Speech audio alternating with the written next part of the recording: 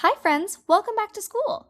Today we are in the classroom looking for the letter Z. Z makes the sound Z, as in zipper. Z, z, zipper. We just had center time and we need to clean up all of our items that begin with the Z sound. Do you think you can help? Let's go.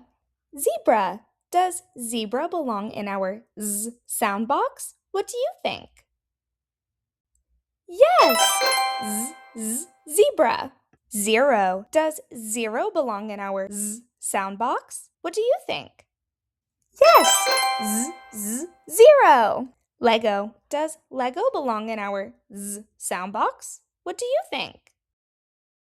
No, Lego does not.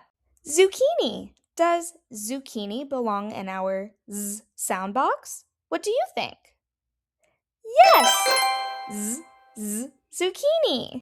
Bear. Does bear belong in our Z sound box? What do you think?